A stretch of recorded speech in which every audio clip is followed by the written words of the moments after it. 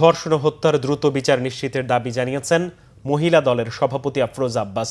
বরগুনায় মেয়ের ধর্ষণকারীর বিরুদ্ধে মামলার পর খুন হওয়া মন্টু চন্দ্র দাসের বাড়িতে যান তিনি।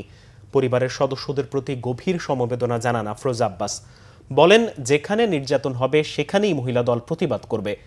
পরিবারকে উপহার সামগ্রী ও নগদ অর্থ তুলে দেন মহিলা দলের সভাপতি। ক্ষতিগ্রস্ত পরিবারের পাশে থেকে সব ধরনের সহায়তারও আশ্বাস দেন তিনি।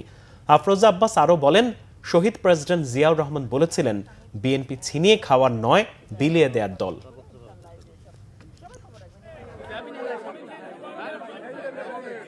তারেক রহমানের পক্ষ থেকে এসেছি যে আমরা জাতীয়তাবাদী দল আপনার পাশে আছে। কারণ যেখানেই নির্যাতন হচ্ছে, নারী নির্যাতন বা যে কোনো নির্যাতন, আমরা কিন্তু জাতীয়তাবাদী দল পাশে আছে। আপনি কোনো ভয় পাবেন না। আপনাকে কিন্তু বলেছে আমাদের অ্যাক্টিং চেয়ারম্যান তারেক রহমান যে আপনার পাশে আছে। আপনি বলেছেন আপনার ছোট ছোট বাচ্চা, কয়টা বাচ্চা এখন আপনার? 3টা বাচ্চা, আপনার স্বামী নাই। হ্যাঁ, তো আমরা যতখানি পারবো সর্বাত্মক চেষ্টা করবো জাতীয়তাবাদী দল। কারণ শহীদ রাষ্ট্রপতি জিয়াউর রহমান কিন্তু বলেছেন আমরা বিলিয়ে খাবার দল, আমরা ছিনিয়ে খাওয়ার দল না, আমরা বিলিয়ে খাওয়ার দল করি, যাতে আমরা এক মুঠো ভাত যেন সবাই মিলে খেতে পারি।